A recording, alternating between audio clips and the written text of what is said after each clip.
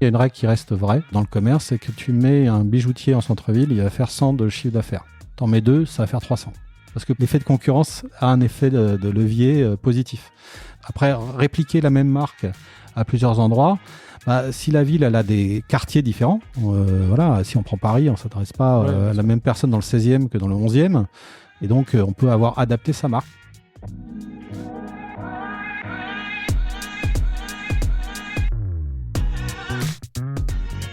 Bonjour, bienvenue dans Le Panier, le premier podcast e-commerce. Mes invités cartonnent et me livrent leurs secrets de réussite et les problèmes qu'ils ont rencontrés pour qu'on puisse, ensemble, apprendre à vendre mieux et plus. Mon engagement ici est simple, avoir une conversation sans filtre et sans faux semblants, et à ce que vous repartiez inspiré des succès, mais également des échecs, de mes invités avec les bons outils et les bons réflexes. Je suis Laurent Kretz, cofondateur de Cosa Vostra, agence digitale qui fait des sites incroyables et des strates de communication et d'acquisition sur mesure. On travaille pour des grands groupes comme pour des startups, en France comme à l'international, que ce soit pour lancer un site, refondre un e-commerce, développer un SaaS sur mesure, poser une strate de contenu ou repenser un business model.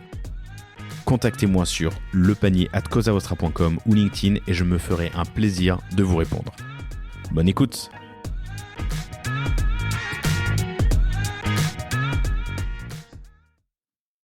Vous le savez, chères auditrices, chers auditeurs, le retail, la distribution physique, l'omnicanalité sont des sujets phares à maîtriser sur le bout des doigts. Or, c'est souvent difficile à appréhender. C'est pourquoi, avec Mickaël de Shapeart, on a décidé de créer cette série spéciale autour du retail avec le nom de code Le Caddie.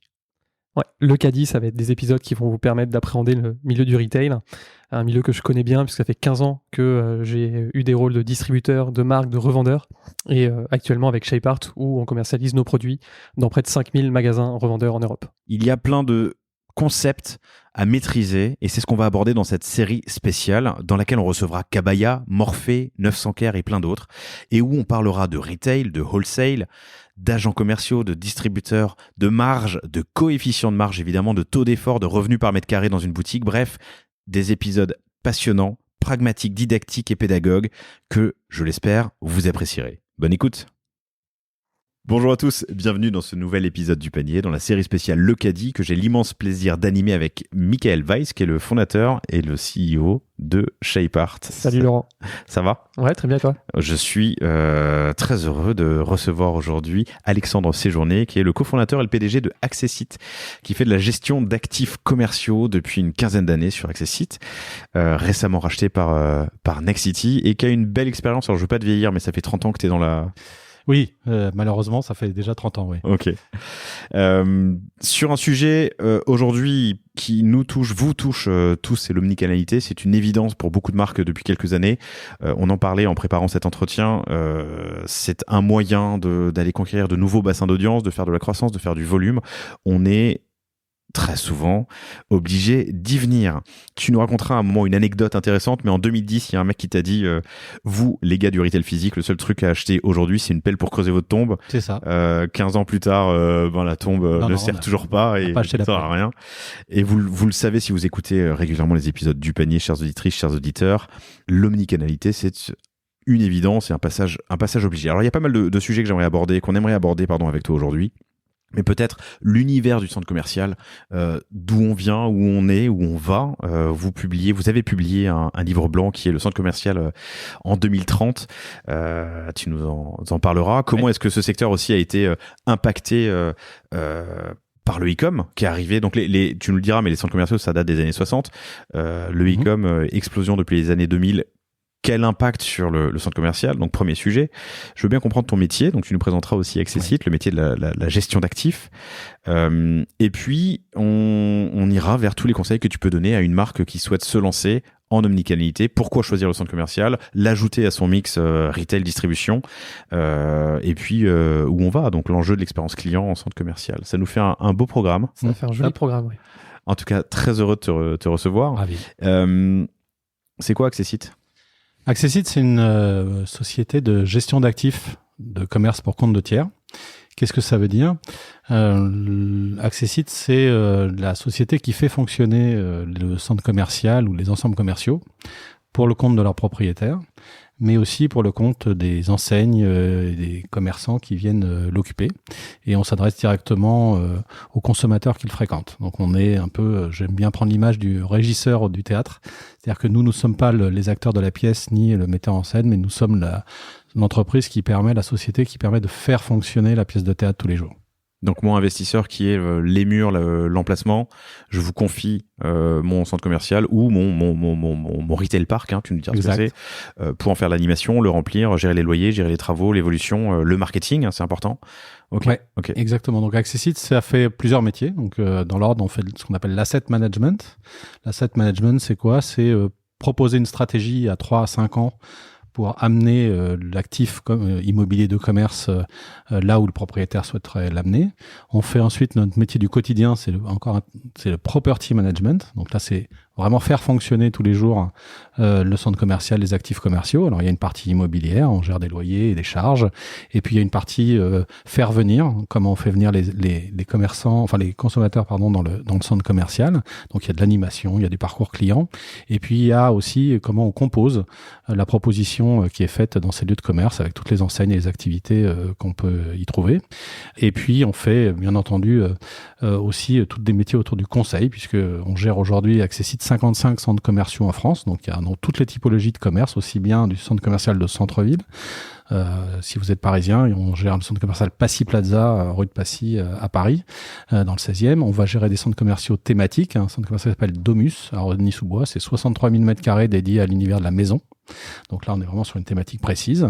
Et puis, on va gérer des centres commerciaux qui s'appellent des centres commerciaux régionaux, donc de taille assez importante, 20 000, 30 000 m², qui sont des références dans leur ville. Il y a, par exemple, un centre commercial qui est très connu à Nancy, qui s'appelle Saint-Sébastien, que nous gérons, qui est dans le centre-ville. La Valentine à Marseille, qui est aussi un centre commercial connu, qu'on appelle le Printemps ou la Fnac, selon le nom de ses enseignes. Et puis, on va gérer le centre commercial traditionnel à la française, notre produit à nous, français, qui est celui qu'on trouve dans la plupart des villes moyennes en France. Ça veut dire un hypermarché, une galerie, avec des parkings tout autour. Voilà, donc on a toute cette diversité de lieux. Et puis, bien entendu, on parlait des retail parks.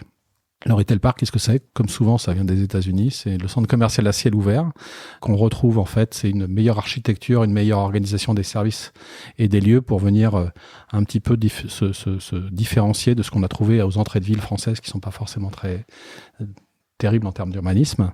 Et puis après, il y a tout ce qu'on appelle le pied d'immeuble, donc ce que vous avez dans les villes et dont les murs appartiennent aussi à des propriétaires comme ceux qui nous confient leurs actifs. Et sur les actifs que vous gérez, quelle est la proportion entre ces différents types d'actifs ? Aujourd'hui, sur les 55 centres commerciaux, c'est à peu près un tiers. On a un tiers de centre-ville, un tiers de régionaux et un tiers de modèles hypermarchés. Ok, compris. Vous lancez en 2007. Ouais. Quelques mois avant la crise des subprimes, ouais. Ça a dû être mouvementé. Oui, alors ce qui est le pitch d'Accessite à la base, c'est qu'on était dans un monde de pure player avant cette période-là où les promoteurs, les investisseurs et même les gestionnaires étaient vraiment dédiés au retail.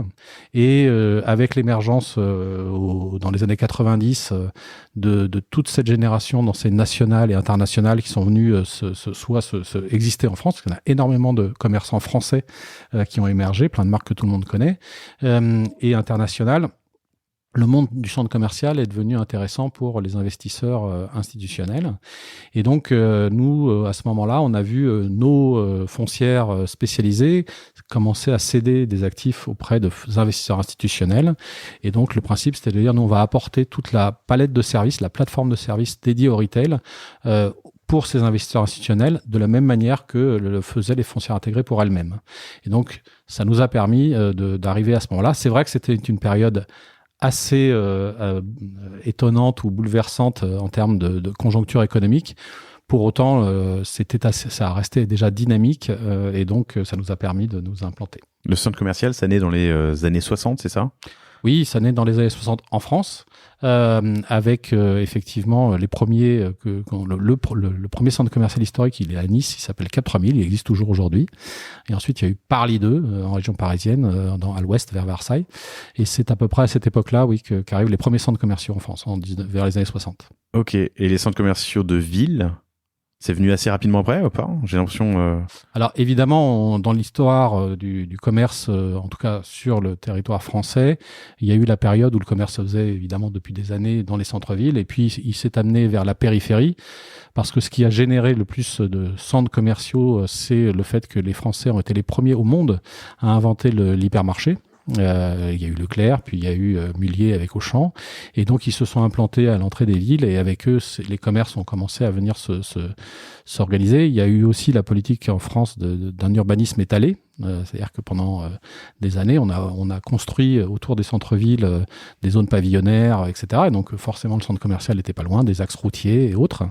Et donc c'est comme ça que ça s'est développé le plus sur les années 60, 70, 80. De manière assez linéaire, rectiligne ? Oui, tous les ans, il y avait la parution, encore il y a quelques années, du recueil du nombre de mètres carrés de commerce qu'allait ouvrir l'année suivante et dans les années à venir, et ça se comptait en millions de mètres carrés.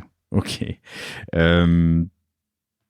C'est intéressant parce que ce que tu viens de dire, je l'avais pas visualisé comme ça, mais en fait, de la même manière que les commerces de proximité forment des îlots, des villages dans les villes, le centre commercial en périphérie est aussi un centre de vie ou le centre d'une zone de vie. Ouais, c'est un hub en fait. La ville est venue.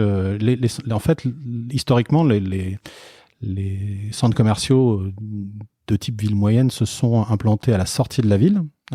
Sur un axe routier, la nationale qui amenait à la ville, si on schématise. Et puis, petit à petit, la ville a poussé avec son expansion, et elle s'est rapprochée de plus en plus du centre commercial. Et finalement, le centre commercial est devenu une centralité presque avec le temps pour offrir les services et autres que le centre-ville peut-être commençait à ne plus pouvoir offrir. Ok.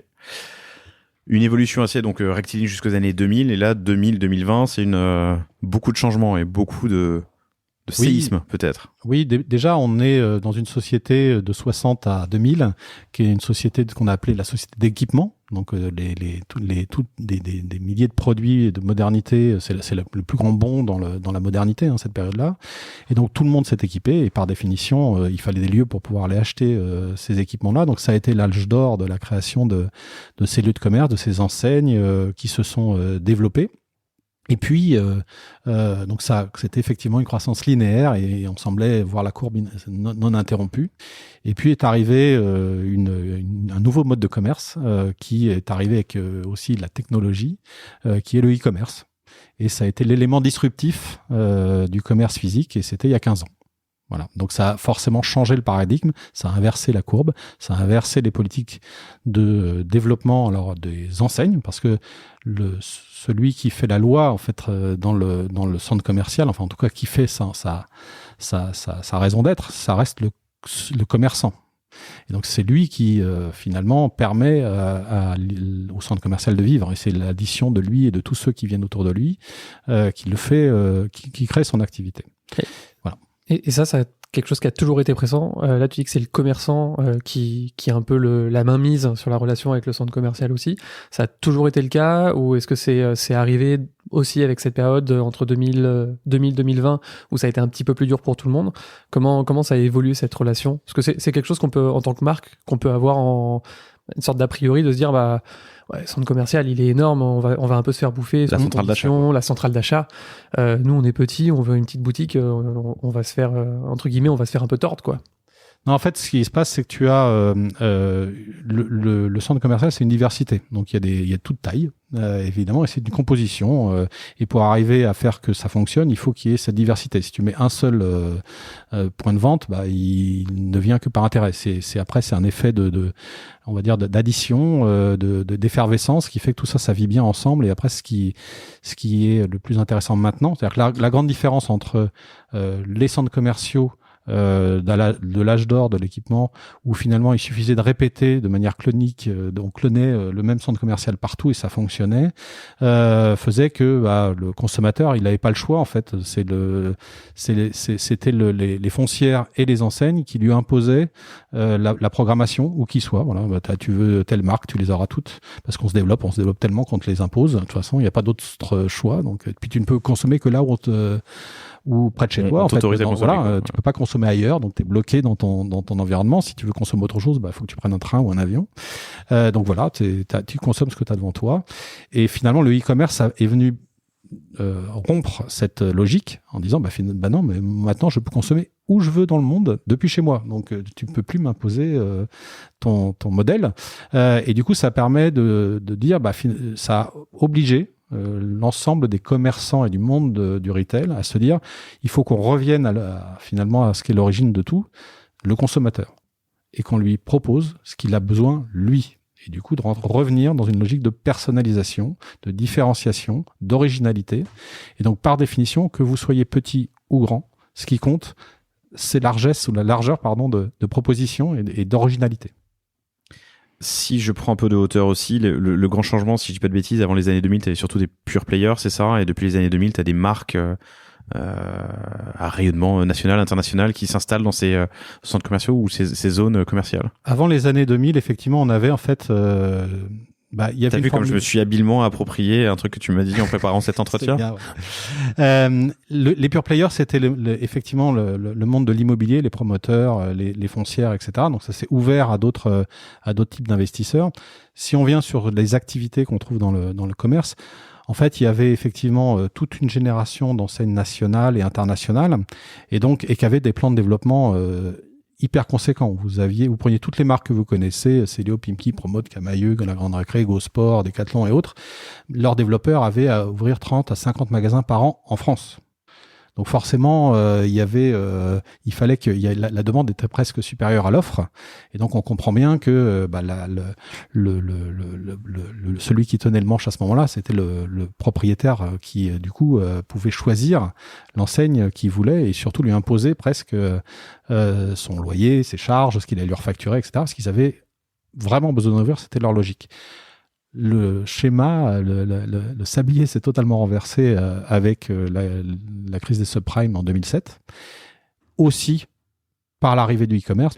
En fait, ce sont des événements Big Bang qui font émerger qui accélèrent des réalités. Et le e-commerce était déjà là avant 2007. Et donc, du coup, ça a accéléré, ça a réinversé.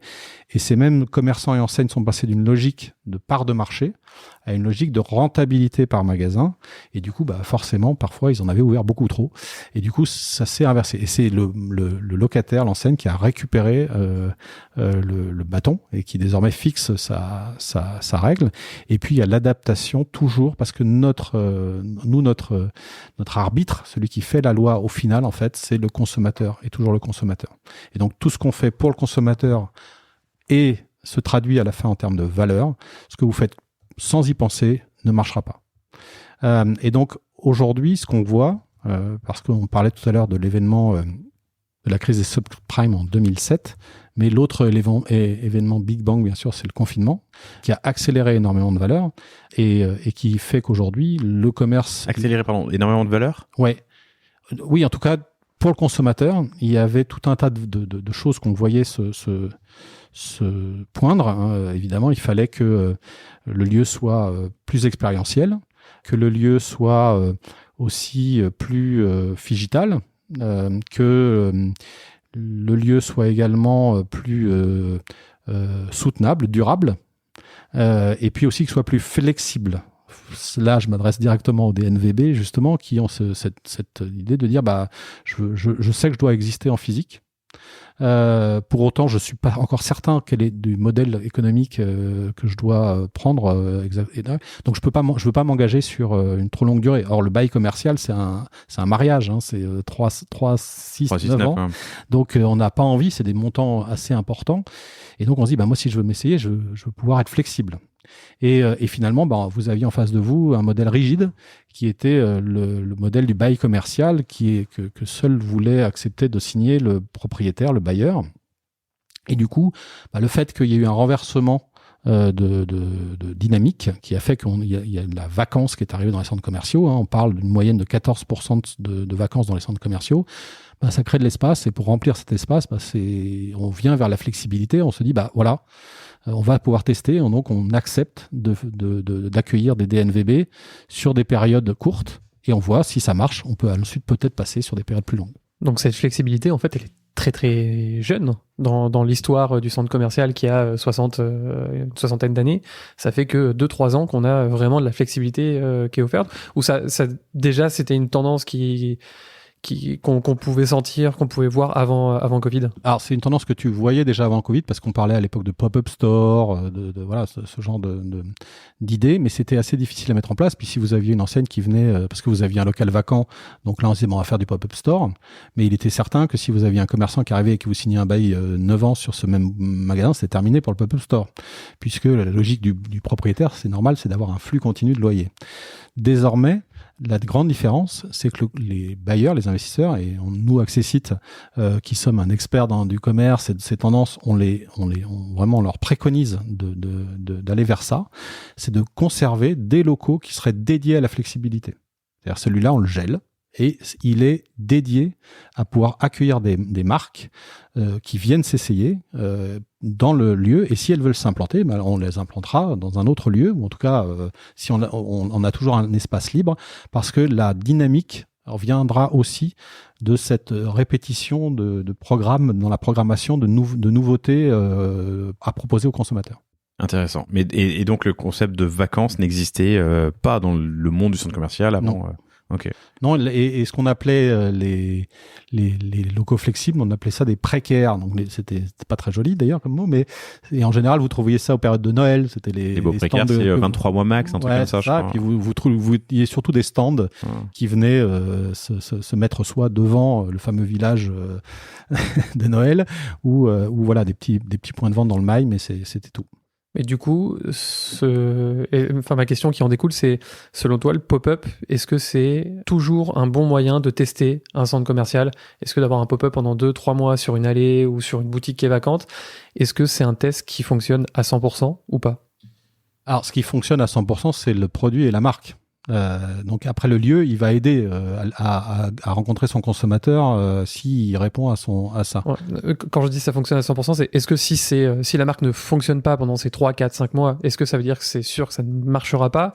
Ou est-ce que c'est vraiment représentatif du succès ou non-succès que peut avoir une marque dans ce lieu ? Non, parce que si une marque qui voudrait s'implanter en centre commercial, et nous, Accessite, on sera là pour l'accompagner dans ses choix, c'est qu'il faut qu'elle regarde toutes les possibilités d'implantation qu'elle peut avoir.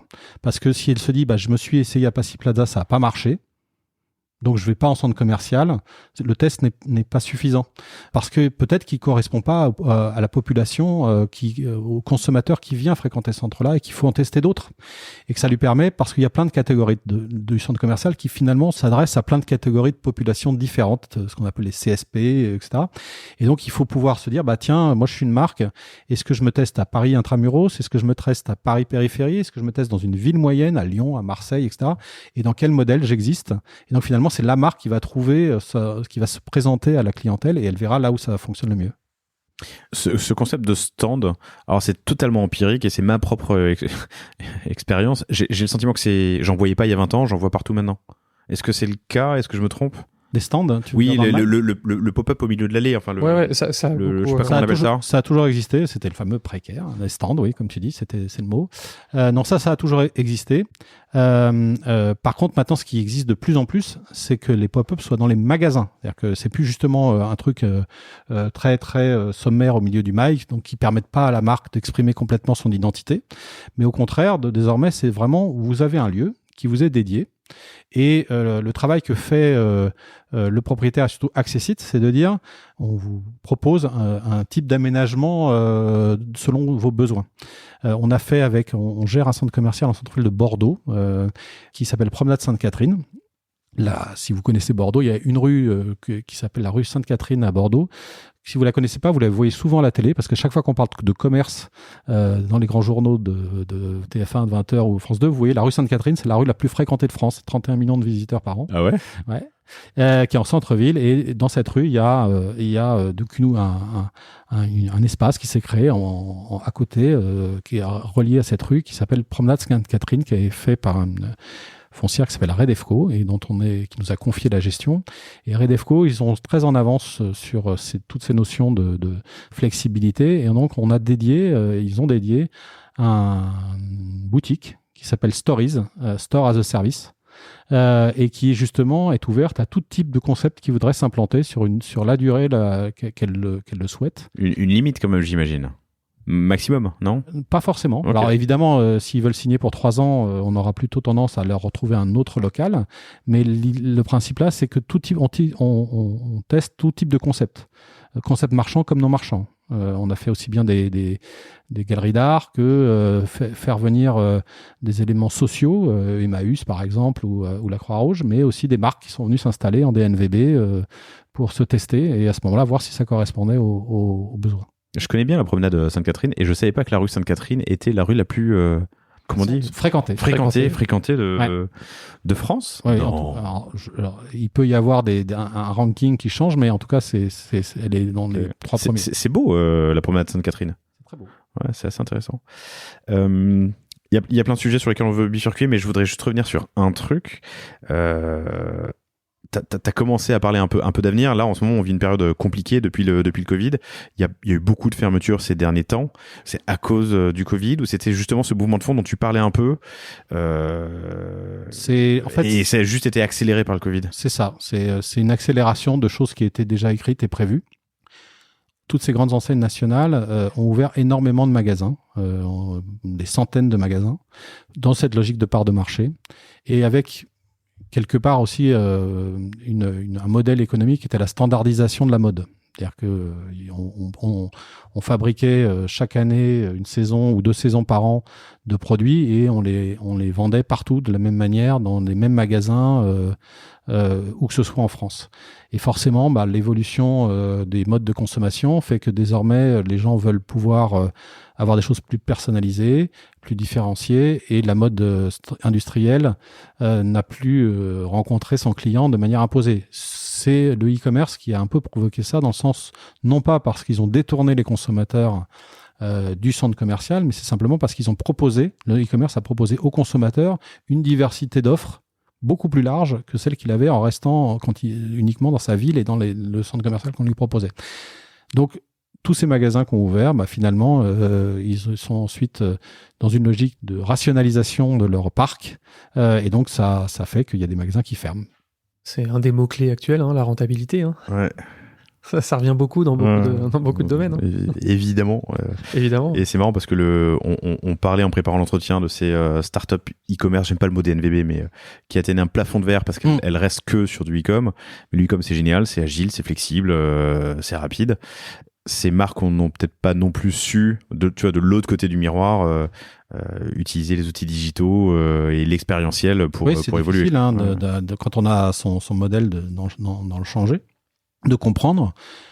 Mais celui qui vous fixe la loi, encore une fois, je le répète, c'est le consommateur. Et autant il est difficile effectivement d'aller peut-être vers un modèle de commerce physique vers un modèle de e-commerce, parce que longtemps les commerçants ont pensé que en fait le e-commerce c'était juste une boutique en ligne. Donc on avait juste à remettre les mêmes produits sur une page que ce que l'on les met dans le magasin. Et en fait, et inversement, je pense que les marques d'e-commerce, les e-commerçants, se sont dit il suffit finalement de proposer des produits moins chers que le magasin. Comme ça, je suis sûr que je vais rameuter chez moi sur le prix le consommateur. Et du coup, là, j'ai concurrencé directement le commerçant. Et en fait, on oublie plusieurs choses. Les uns et les autres ont oublié plein de choses. Déjà, c'est le service. Le service, ça a du sens. Le conseil, ça a du sens.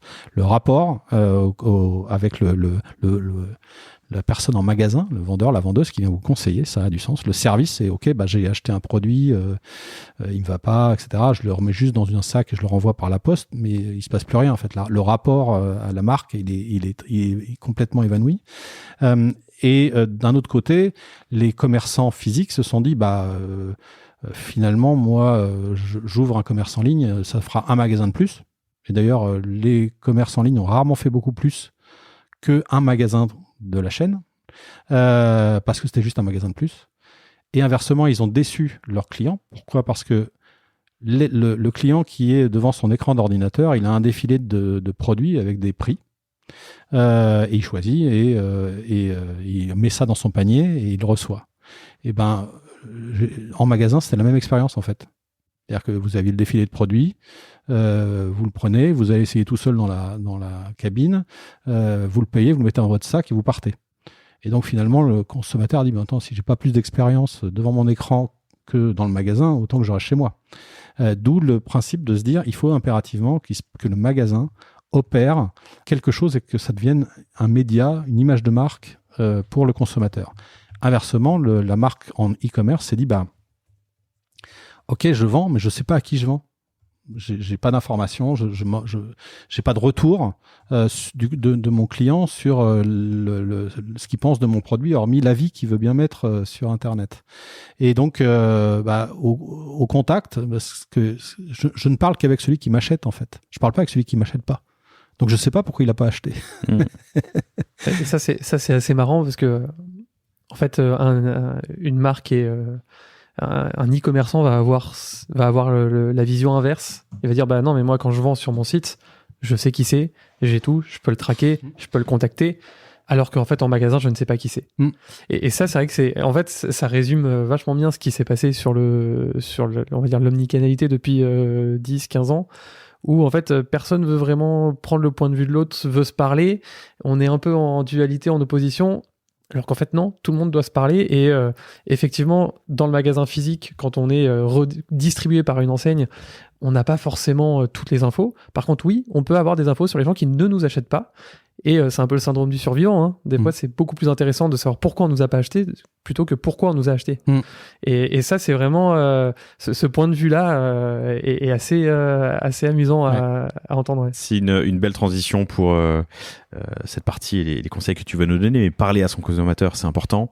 Si vous voulez creuser le sujet, chères auditrices, chers auditeurs, il y a le premier épisode que j'ai fait avec Émilien Fouret de Cabaya, où il raconte comment il est arrivé de Pologne avec 10 000 bonnets dans une camionnette. Il a ouvert un stand à Vélizy 2 ou je sais pas où, et qu'il a tout vendu en 2 semaines. D'une part parce que le produit était bon, et tu l'as dit, marque et produit d'abord, mais surtout, il a pu parler à, s'il en a vendu 10 000, j'imagine, à 20 000 consommateurs. Et vous, Shapart, avez fait pareil. Ouais, alors nous, on a fait pareil. On n'est pas monté à 20 pop-up stores comme Cabaya, on en a fait un. Nous, on a fait Italie 2 à Paris, qui est un beau centre. Et alors nous, en termes de vente, c'était pas mal. On a vendu tous les jours. En termes de rentabilité pure, c'était pas bon. Par contre, en termes en apprentissage, c'est fou. Et l'apprentissage number one, nous, ça a été notre packaging. On a changé notre packaging suite à ces 40 jours qu'on a fait à Italie 2, parce que on faisait principalement du running, on était dans cet écosystème-là, donc on allait voir un magasin, évidemment, l'acheteur, il sait que c'est un brassard ou que c'est une ceinture de running, c'est évident. Et là, on arrive dans un lieu où 100% du flux qui passe devant le produit, il y a peut-être 10% qui connaît le running. Et donc, 90% des gens qui passent devant le produit qui disent, mais c'est quoi ça? C'est un capteur solaire, c'est pour la voiture, et on a eu des trucs, mais complètement lunaire, et on s'est dit non mais en fait le problème c'est pas les gens qui passent devant le produit, hein. Le problème c'est le produit. Et on a changé notre pack suite à ça, et donc les tests de pack on les a fait au hall. Voilà, pareil, on est arrivé, on a imprimé des packs à l'arrache et on est allé au hall et on s'est confronté à des gens qui étaient dans le centre commercial, et voilà, et ça a été un enseignement incroyable. Je veux me lancer demain en omnicanalité, moi qui n'ai fait que de e-com jusqu'à présent. Ouais. Par où je commence? Je fais quoi? Vous vous appelez Accessite. Et on est capable de vous conseiller parce que, comme je te le disais, on gère vraiment toutes les typologies de retail physique. Donc, on peut répondre à toutes vos questions par rapport à toutes ces logiques d'implantation. Et en fait, il faut que la marque se pose la question justement de savoir à qui elle veut s'adresser. Son produit aujourd'hui, il est vendu à qui? Donc, c'était pas mal. Déjà, il sait à qui il y vend. Et par définition, par expression, il sait à qui il vend pas. Et donc, le principe, c'est de savoir quel positionnement il recherche. Est-ce qu'il recherche une clientèle de centre-ville? Est-ce qu'il recherche à se développer en région? Et donc, le fait de pouvoir déjà choisir l'endroit, c'est très important. C'est le lieu qui va déterminer. Le commerce physique, par définition, c'est le visiteur. On parle de consommateur, mais en fait, on parle de visiteur en centre commercial, parce qu'il va pas forcément acheter. Et donc, il faut que faire un travail en amont avec la DNVB pour savoir quelle est la meilleure implantation, en tout cas, qu'est-ce qu'il veut tester comme typologie d'implantation en termes de centre-ville, périphérie, ville moyenne, grande ville, etc. Et déterminer après ce qu'il souhaite. Le principe, comme tu l'as dit, on n'a pas fait de rentabilité, on se teste. Donc il faut savoir qu'est-ce qu'on est prêt à payer, qu'est-ce qu'on peut payer, qu'est-ce qu'on en attend. Voilà. Et tout ce travail-là, on est capable de l'appréhender en amont. En fait, c'est comme toujours, c'est un peu de préparation avant pour réussir. Donc, choisir son emplacement et qui découle un peu de la population à laquelle je veux m'adresser. Exactement. Ok. Où je positionne ma marque. Est-ce que j'ai envie qu'elle soit, est-ce qu'elle est CSP moins plus? Du coup, est-ce qu'elle est très urbaine? Est-ce qu'elle n'a pas vocation à être autre chose qu'urbaine? Auquel cas, il faut se concentrer là. Est-ce qu'on veut l'essayer sur justement une population moins urbaine, moins métropolitaine? Est-ce que aujourd'hui, elle se met avec des marques plutôt moyen haut de gamme, mais si on la teste avec des marques plus populaires, comment ça marche? Est-ce que ça a du sens? Est-ce que c'est une ouverture possible pour ma marque? Parce que je peux avoir des gammes moi aussi. Donc voilà, ça permet de tester pas mal de choses. Donc j'ai choisi, j'ai une marque en tout cas de jardinage. C'est con, son nom m'échappe, mais j'ai acheté un truc assez sympa et très mignon. C'est des pots en terre cuite dans lesquels tu mets de l'eau et que tu plantes. Le pot est pointu, tu le plantes dans ton pot. Tu l'as? Ils sont passés sur Choose il y a pas longtemps. Oui, je vois très bien. C'est joli, j'en ai offert à ma belle-mère, elle était aux anges. Ces plantes sont mortes quand même. Mais bon, bref, peu importe. C'est ma marque. Domus, pour parler d'un asset qui est à vous, pourrait faire partie d'une zone, d'un lieu qui m'intéresse. Ensuite. En termes de technique? Non, qu'est-ce que je fais? Enfin, quel emplacement choisir? Est-ce que j'ai le choix? Tu me dis qu'il y a de la vacance maintenant, donc potentiellement, je pourrais être plutôt à côté d'un Leroy Merlin ou d'un McDo si je l'avais souhaité. Enfin, tu vois, quelle autre question se poser une fois que j'ai choisi ou que j'ai ciblé les centres commerciaux? Tu as ciblé le lieu. Après, il faut cibler à l'intérieur du lieu où est-ce que je m'implante. Alors, évidemment, le lieu d'implantation est important. Hein. Il faut être sur la bonne fréquentation, en tout cas le bon chemin. Ça, c'est évident. Le flux, toujours, hein, le flux. C'est ce qui va faire que tu vas attraper du consommateur, ce fameux visiteur qui va regarder ton produit en disant mais c'est quoi ce truc-là? Est-ce que vous pouvez m'en parler? Donc c'est évidemment arriver à trouver le bon endroit sur le bon flux en fonction de ta marque et ton positionnement. Ça encore, c'est un conseil qu'il faut aller chercher auprès d'un spécialiste, d'un expert. Hein. Pardon, je répète, mais c'est vrai. Et ça peut se négocier, on peut s'inscrire. Il y a des listes d'attente, il y a du. En fait, tu regardes ce qui est déjà de disponible, de possible. Ouais. J'imagine que les prix sont différents. Les prix sont effectivement différents, mais à partir du moment où il y en aura forcément désormais pratiquement partout, où il y aura aussi un lieu qui sera déterminé ou plusieurs lieux, parce que ça sera pas complètement flexible pour accueillir ces marques pendant un moment. Il y aura un tarif qui sera finalement aussi flexible en fonction de la typologie de marque que tu es. C'est sûr que si tu as la Croix-Rouge qui vient, tu lui pratiques a priori, c'est plutôt du bénévolat, que si tu as une marque qui vend des produits high-tech, qui fait une très forte rentabilité, tu n'auras pas du tout la même approche. Mais ce qui est vrai déjà dans toutes les typologies. Faut pas y aller en disant qu'on vient de lever des fonds, quoi. Ça, c'est le petit conseil. Mais l'objectif du bailleur, il faut jamais l'oublier, lui, c'est un acteur du long terme. Donc, si ton expérience se passe très bien, et du coup, tu dis, j'ai envie de m'implanter longuement, ce qu'il espère, lui, c'est que tu vas rester plus longtemps dans un local où tu vas signer un bail à la bonne valeur, etc. Donc, en fait, c'est un deal gagnant-gagnant dans l'absolu. Pour répondre à ta question, il y a l'implantation qui est hyper importante.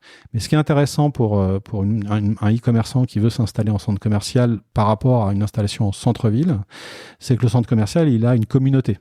Il fait vivre la communauté de personnes qui, à travers ses réseaux sociaux, ses programmes de fidélité, ses consommateurs qui le fréquentent régulièrement, il sait s'adresser à cette personne-là pour annoncer l'arrivée de cette marque et du coup de pouvoir créer même tout un environnement marketing de lancement, de l'ouverture et du coup de générer même un flux pour venir la voir. Ok, donc ça, le négocier un plan de com quand on arrive, comme on peut faire avec un distributeur à l'étranger, c'est quelque chose de tout clé, à fait. Okay. Et d'ailleurs, c'est profitable là aussi encore à tout le monde, c'est-à-dire que qu'est-ce qui fait venir les gens en centres commerciaux ou dans les commerces physiques? C'est évidemment les propositions de marques et de commerces ou de services qui y sont.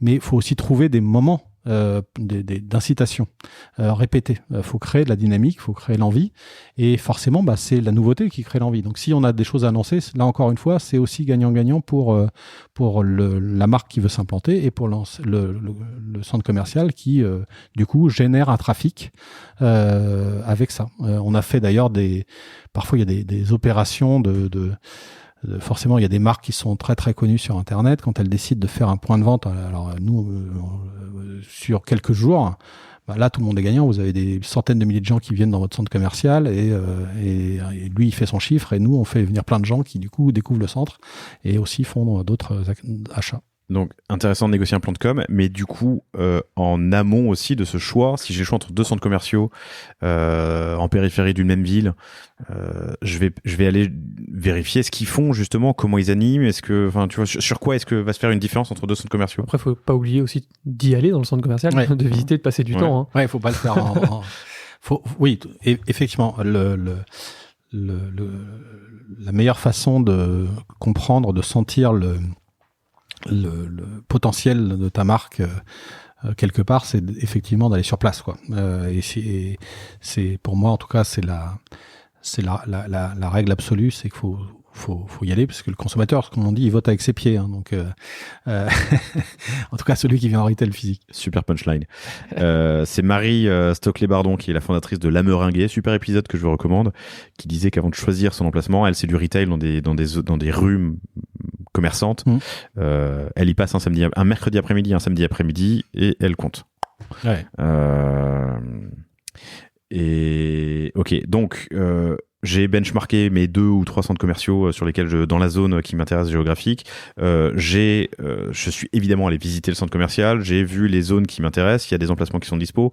Je négocie potentiellement un plan de com. Et voilà. Et aménager la boutique après. Ouais. J'aménage ma boutique. Exactement. Faire son merch, quoi. Ouais. Donc donc là c'est la même chose, c'est-à-dire que il peut y avoir plusieurs niveaux d'aménagement. C'est-à-dire que l'idée aussi pour les centres commerciaux, le retail physique, c'est de pouvoir proposer aux marques de la même manière qu'il y a un lieu Stories, on en parlait tout à l'heure sur Promenade Sainte-Catherine, selon ce que vous avez comme équipement d'aménagement, soit vous pouvez prendre le local brut parce que vous arrivez avec tout votre dispositif, soit vous vous dites moi j'ai pas de meuble caisse, j'ai pas de meuble de présentation, j'ai pas véritablement, j'ai mes produits, c'est tout, et on doit être capable, le centre commercial, de vous mettre à disposition aussi tout ça, c'est-à-dire tous les aménagements mobiliers, etc. Et voire même à pouvoir vous proposer aussi d'avoir le meuble, enfin la caisse en fait qui vous permet de faire les paiements, etc. Et l'étape d'après, mais là on est un peu plus dans la projection, ce serait quasiment de pouvoir vous proposer des forces de vente, c'est-à-dire des équipes si vous n'êtes même pas outillé. Mais en tout cas voilà, ce qui est intéressant, c'est de pouvoir dire à la marque qu'est-ce que vous pouvoir l'accompagner le mieux possible dans son implantation. Encore une fois, il faut que tout le monde marche, c'est l'idée. Quels sont les leviers de négociation que moi je peux avoir en tant que marque quand je négocie mon bail ou mon emplacement ou mon... Après, ça dépend de la... Qu'est-ce que je peux t'apporter, moi, en tant que marque, à toi, centre commercial, ou gestionnaire de centre commercial, qui pourrait me faire gagner des points dans la négociation ou du poids dans la négo? Déjà, c'est ton track record. C'est quelle est ma notoriété. Qu'est-ce que je suis capable? Est-ce que j'ai déjà une expérience en magasin ou pas? Donc, est-ce que je peux montrer comme résultat? C'est toujours pareil. C'est les preuves qui permettent de pouvoir justement négocier. Si vous dites c'est ma première implantation, je ne sais absolument pas à qui je m'adresse, etc. Le test, le pari, le risque est très très partagé. Si vous arrivez en disant moi à chaque fois que j'ai fait un pop-up, j'ai mis 10 000 personnes par jour dans le centre, ça n'a pas la même valeur. Mais on en revient à la même chose, hein. Fréquentation. Emplacement et fréquentation. Ouais. Ok. T'allais rebondir? Non, j'ai cru que tu allais rebondir. Non, je voulais rebondir sur la partie vendeur, qui est la dernière brique du magasin, mais ça, c'est pas spécifique au centre commercial. Mais à partir du moment où on a une boutique physique, un pop-up, retail, wholesale, ce qu'on veut, il faut être hyper proactif, quoi. C'est pas juste, on a des vendeurs qui sont là pour présenter et ça s'arrête là. c'est l'animation au lieu de vente. L'animation, l'expérience, et ouais. voilà. Si je peux vous raconter un truc qui m'a toujours surpris, moi, dans le commerce physique, en tout cas, qui est une expérience qui est par définition, alors je ne sais pas si il y a une comparaison dans le commerce, dans les e-commerce, mais vous avez un magasin, il fait 100 de chiffre d'affaires. Vous changez l'équipe de vente, il fait 200. Avec les mêmes produits, les mêmes éclairages, l'équipe de vente a une incidence majeure dans la réussite de votre chiffre d'affaires. Nous, ce ratio de 1 à 2, on l'a vu sur les... Pardon. Le ratio de 1 à 2, on le voit sur beaucoup de pop-up et de stands qu'on peut faire sur des événements. Le recrutement est clé. Recrutement, formation, accompagnement, motivation, c'est quoi ? L'attitude. Ouais. L'attitude de vente, c'est... on en parle toujours, mais c'est parler avec le sourire. Ça reste le critère number one. C'est le SBAM. Plus que la connaissance. Le SBAM. Le SBAM, c'est quoi ? C'est sourire, bonjour, au revoir, merci. SBAM, sourire, bonjour, au revoir, merci. Ouais, c'est la règle des vendeurs. En fait, c'est la règle partout, de manière générale. Nous, on en a une en interne qui est un peu plus agressive. C'est un prospect qui a regardé le produit, il doit l'acheter. T'as regardé mon produit, tu dois l'acheter. On dit ça avec beaucoup de second degré, mais c'est-à-dire que quelqu'un qui a regardé, qui a vraiment qui a pris le temps de regarder la vitrine, le produit, on va lui parler, on va lui dire bonjour, est-ce que vous connaissez la marque ? Oui, non, sans être trop pushy. On dit non, je suis pas intéressé, pas de problème. Mais il faut y aller. En fait, mais c'est la même chose, en e-commerce. Hein. Un abandon de panier, tu mets un flow email pour aller le rechercher. Il a vu ta vie, il est rentré dans ta boutique, il a rien dit, il a pas acheté, il a rien fait. C'est pas grave, on y va, on y retourne. Donc ça, c'est vraiment ça. Il faut être. Sinon, tu le fais pas. Tu as, je t'ai pas demandé ça avant d'ailleurs cet entretien, mais tu as des exemples de choses qui n'ont pas marché, des anecdotes, tu vois, où tu te dis bon, ça c'est une implantation qui a foiré. Et pourquoi elle a foiré ? Alors des exemples. Ou des exemples de choses à ne pas faire en gros. Ce qui est sûr, c'est qu'il faut de la préparation. Si on arrive juste en se disant on va étaler mes produits comme je les mets sur mon site e-commerçant, ça fonctionnera pas. On en revient à ce qu'on vient de dire. Hein. À partir du moment où tu viens dans le commerce physique, c'est pour avoir un contact, une relation. Et la relation, elle se fait pas seulement par le produit, elle se fait par la marque. Et la marque, elle est portée par des gens. Et ces gens, c'est eux qui vont aller expliquer, présenter. Donc il faut être prêt, en fait. Il faut l'avoir anticipé. Parce qu'après, le produit peut ne pas rencontrer le consommateur, le prix peut être trop cher ou pas assez, etc. Ça va permettre de corriger, comme tu te disais tout à l'heure. C'est cette expérience-là. Donc il faut préparer son arrivée. Il faut pas se dire juste, en fait, on m'a dit que pour exister, il fallait que je fasse du commerce physique, donc je fais du commerce physique, point. Non. On fait pas du commerce physique comme on fait du e-commerce. Ça, c'est sûr. Kabaya me partageait aussi un truc, c'est que on n'est jamais à l'abri d'une bonne nouvelle. Eux, ils ont été surpris par la demande et le succès. Alors, tant mieux, ça peut arriver à tout le monde. C'est plutôt une bonne nouvelle, c'est un problème de riche. Mais il faut l'avoir en tête. Et du coup, ils ont, je sais plus, sur le premier mois, le temps de faire la Réa Pro, eu 15 jours de stand vide. Ça, c'est terrible. Ça. Vaut mieux ça que le contraire. Mais c'est chiant, quoi. Ouais, je suis pas sûr. Je veux dire, vas-y. La rareté. Je sais pas si 15 jours de rupture avec un stand où il y a rien à montrer. Je sais pas si pour l'image de marque c'est incroyable. Ah non, mais je suis d'accord avec toi. Mais je dis vaut mieux ça que n'avoir rien vendu pendant un mois. Mais tu peux faire passer un très. Du coup, par rapport à ta question sur quels sont les pièges à éviter, c'est si tu y vas, faut être sûr d'avoir de la pro parce que il y a rien de pire qu'un magasin vide. Des broches vides, c'est interdit ça. C'est interdit. Avoir des broches vides, donc les broches là où on met vraiment les produits, c'est interdit. Après, c'est les règles du merchandising, mais parce que le consommateur, il va pas se dire waouh, ça a tellement marché qu'il n'y a plus rien à vendre. Il va se dire oh la vache, ça va pas bien, ils ont même plus de produits. Tu vois Ok. Non, mais intéressant. Bien sûr, je ne voyais pas tout ça. Créer la rareté. Si tu dis ça, moi j'ai commencé mon expérience dans le retail physique chez Leclerc. Créer de la rareté dans un rayon chez Leclerc, ça n'existe pas. Hein. Un rayon, il est plein, les facings sont faits. Si demain tu viens et tu dis non, tiens, les bouteilles d'eau ou les petits pois, il n'y en a plus, ça va créer de la rareté. Non, ça ne marche pas comme ça. Donc il faut, ça peut marcher dans certains cas, mais il faut faire attention avec ça. C'est bien de prévoir les stocks, c'est bien d'en avoir trop que pas assez. Quoi. Ouais, le consommateur, il se dit pas ça a tellement bien marché, il va dire oh la vache, ça se vide, c'est en train de se casser la gueule. Je lisais aussi dans ton livre blanc un truc qui m'interpellait, que je trouve, je veux bien que tu développes, mais le magasin est un média. Oui, parce que le magasin, jusqu'à il y a quelque temps, était un point de vente.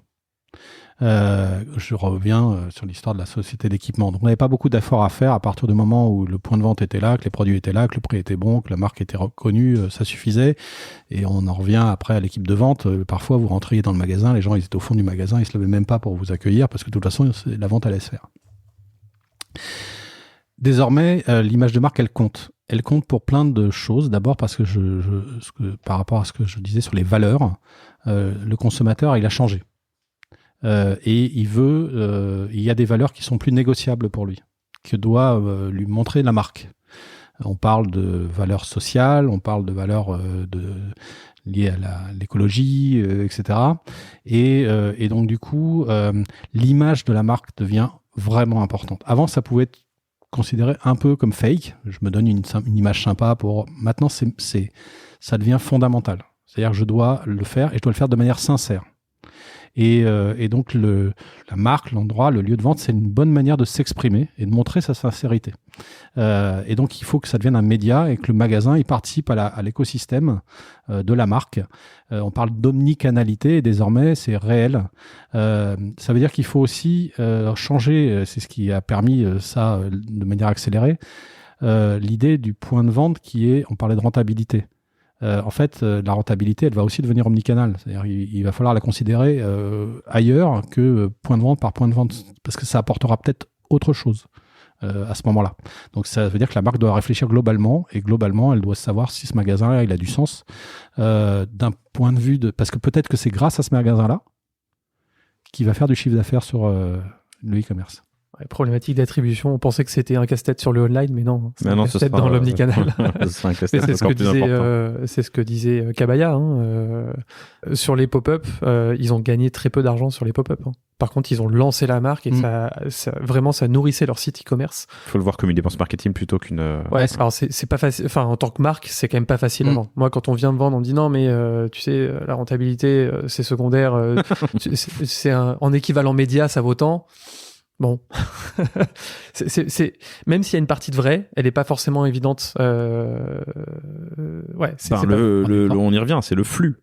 Si tu as 20 000 personnes par jour qui passent devant ton stand, 20 000, je sais pas combien d'ailleurs. C'est quoi un centre commercial? Domus, il y a combien de personnes qui y passent? Alors Domus, c'est un centre thématique à la maison. Ouais. Et donc, lui, là, finalement, les gens viennent avec un projet. Je viens pour équiper mon salon, ma cuisine, etc. Et donc, c'est pas le même client qui vient pour remplir son caddie de courses alimentaires ou machin. Donc, je vais vous prendre 2 centres commerciaux qui sont dans la même ville. Rosny-sous-Bois, donc, puisqu'on parle de Domus. Donc, vous avez Domus, qui est dédié à la maison. Lui, il va faire entre 2,5 millions et 3 millions de visiteurs par an. Ça peut paraître beaucoup comme ça, mais c'est pas grand-chose. Et vous avez Rosny 2, qui est un gros centre commercial avec un hypermarché Carrefour, une grosse galerie, etc. Lui, il fait 38 millions de visiteurs par an. Donc c'est des gros flux, inversement. Un centre commercial, on va dire... 100 000 jours. Ouais. Un centre commercial traditionnel, moyen, il va faire sur l'année entre 5 et 10 millions de visiteurs. Ça, c'est on va dire le standard moyen français, etc.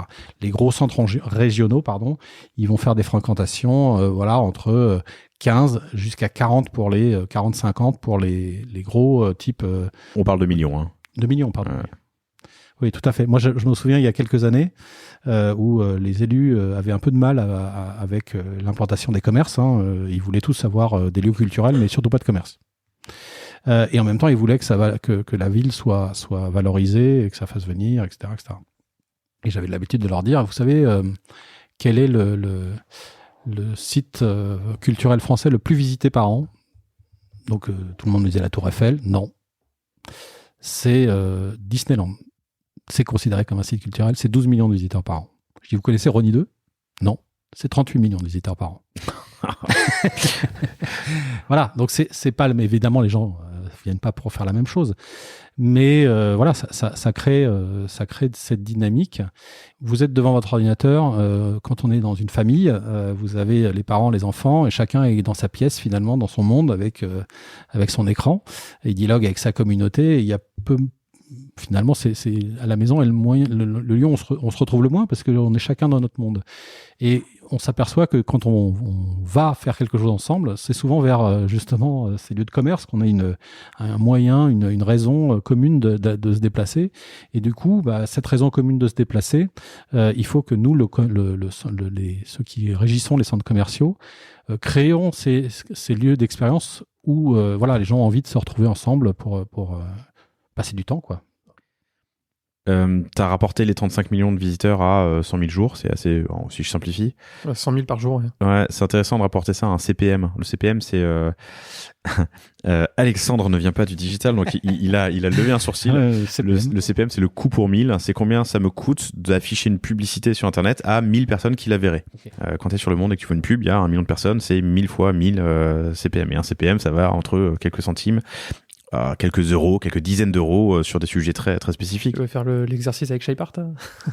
C'est quoi tes CPM moyens? Alors ça dépend sur vélo, running, moto, mais grosso modo on est autour de 4 euros de CPM. Ouais, donc c'est 12 000 euros par jour, 100 000 personnes, quoi. Alors les 100 000 ne passent pas devant ton stand, évidemment, parce qu'un centre commercial qui fait ce trafic, j'imagine, à plein d'aides, des étages. Puis entre 400 par jour de la journée, c'est pas linéaire. Hein. Ça ferait 400 euros par jour. 100 000?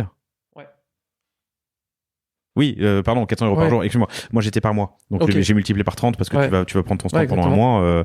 4 fois 12, ça fait 12 000. Donc, juste, voilà, j'avais jamais fait l'exercice, mais je trouve intéressant d'avoir ça en tête. Ouais, et après, t'as toujours le truc là, c'est un CPM qui est ciblé.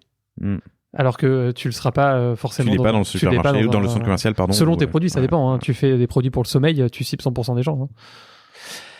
On a encore 5 minutes. Le temps file, chers auditrices, chers auditeurs, et Alexandre m'avait dit qu'il avait un impératif à midi, mais le temps est largement dépassé. Je me suis noté 2 questions qui me sont venues, et après on ouvre sur l'avenir du centre commercial.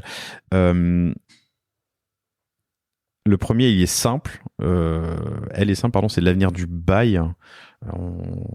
Il y a le précaire qui existe, qui est moins de 23 mois. Il y a le 369 habituel. Est-ce que là-dessus, on rajoute de la flexibilité? Quel est ton pouvoir d'action? Et ma deuxième question, elle sera un peu plus complexe, mais elle est venue. Est-ce qu'il y a un choix aussi des enseignes que vous acceptez ou n'acceptez pas en fonction de valeur? Une fast fashion qui produit 6000 nouveaux produits par jour, par exemple, qui voudrait s'installer. Est-ce que c'est... Alors, première question sur le bail commercial. Ouais. Le bail commercial, c'est vraiment le pilier du commerce, enfin des locaux commerciaux. Et c'est ce pilier-là qui doit être complètement révisé. C'est clair. Là, c'est plus nous qui sommes des conseils, qui sommes des prestataires.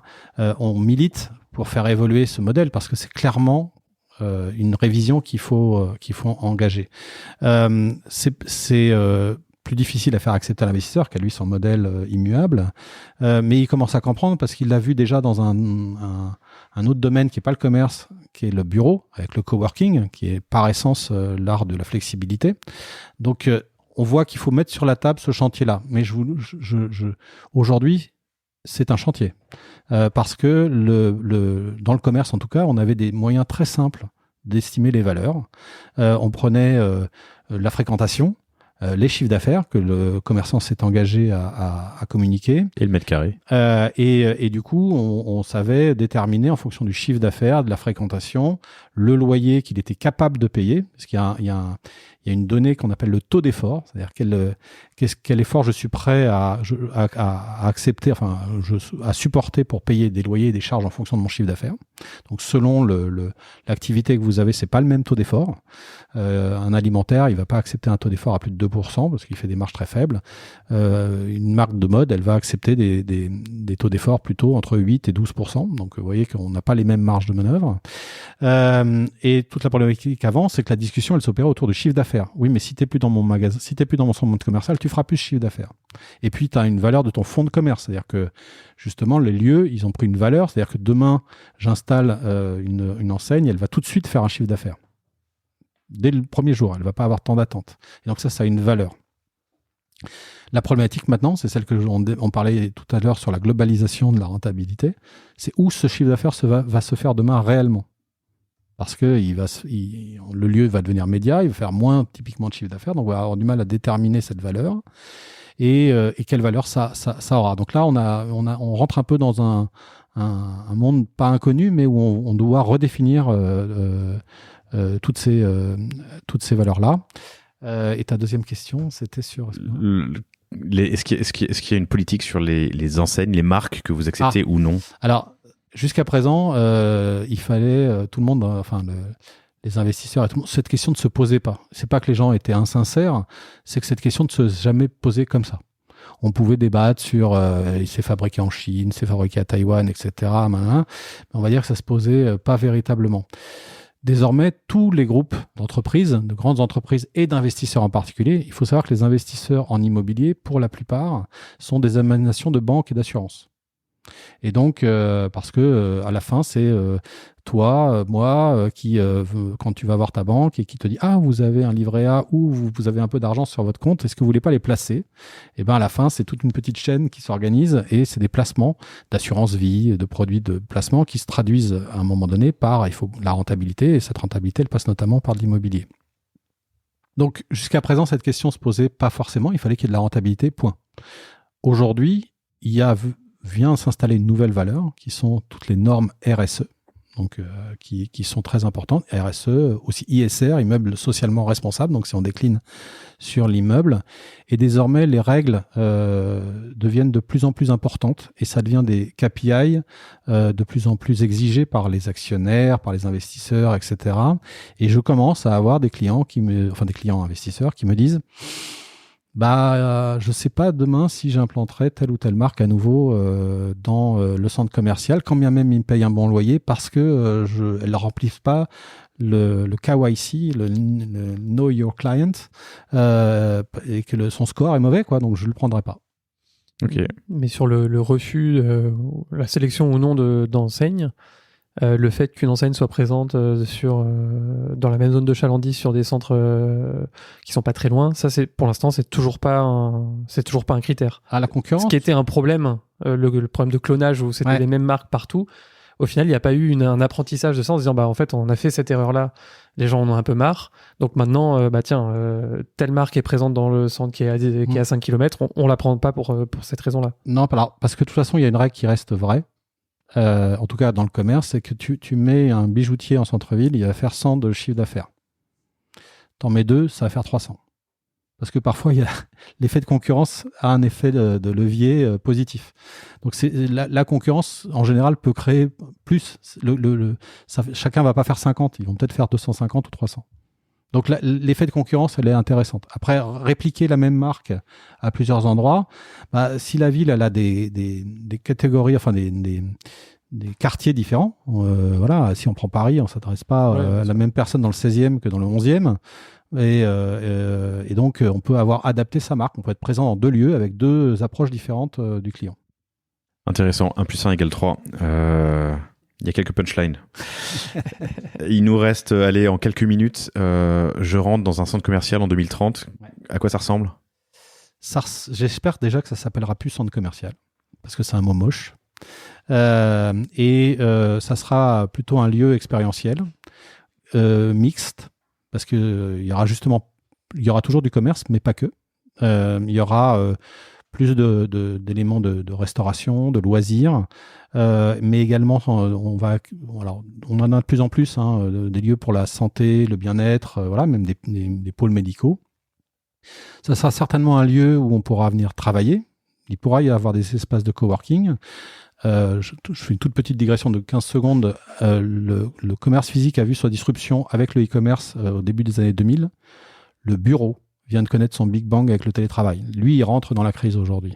Et ça va complètement transformer le rapport à l'urbain, à la ville, au travail, et par conséquent, l'effet que ça va avoir sur tout est intéressant. Et si vous êtes...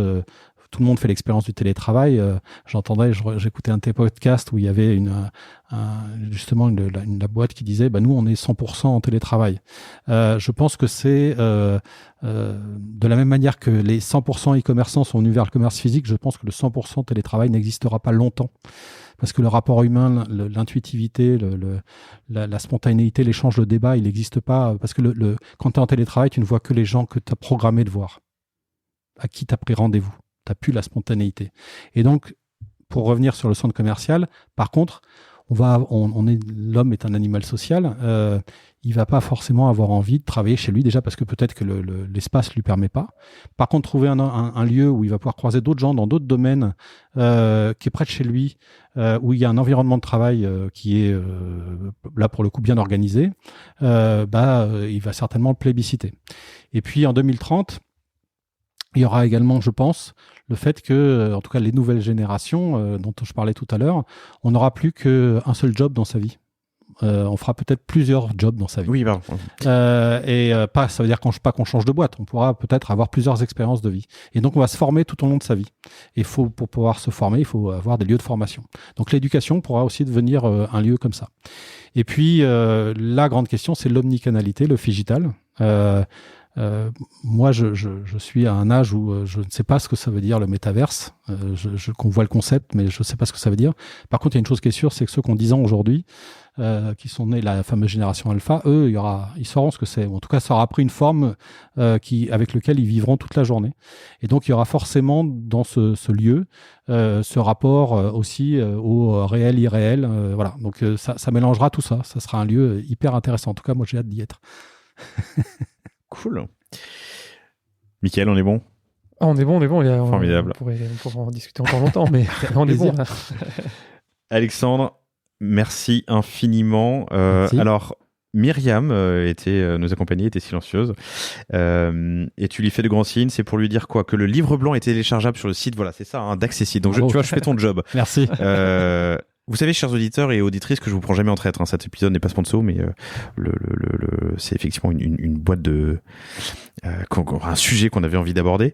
Oui, puis il y a plein de gens qui interviennent dedans. Il y a pas qu'Accessible, donc c'est très bien. Le livre blanc est à télécharger si vous voulez en savoir plus, chers auditrices, chers auditeurs, sur le site d'Accessible, a2ce2site.eu, accessible.eu, important. Et vous avez dans le menu tout en haut livre blanc. Alexandre, merci infiniment. Un grand merci, c'était un vrai plaisir. Merci Alexandre. Mickaël, merci à toi. Et puis à bientôt. Salut. À bientôt. Merci d'avoir écouté cet épisode du panier jusqu'au bout. J'espère qu'il vous a plu. Si c'est le cas, abonnez-vous pour ne rater aucun épisode. Parlez-en autour de vous et surtout laissez-moi une note et un commentaire 5 étoiles sur Apple Podcast. N'hésitez pas non plus à le partager à chacun de vos amis dans le business. Chaque nouvel auditeur est une victoire. Si vous avez besoin de lancer ou refondre votre site internet, de créer un Shopify ou un WooCommerce, de performer avec une stratégie de contenu efficace, n'hésitez pas à me contacter à l'adresse lepanier@causavostra.com. On se fera un plaisir de vous répondre. Et enfin, et surtout, inscrivez-vous à la newsletter du panier sur lepanier.io. À bientôt pour un prochain épisode.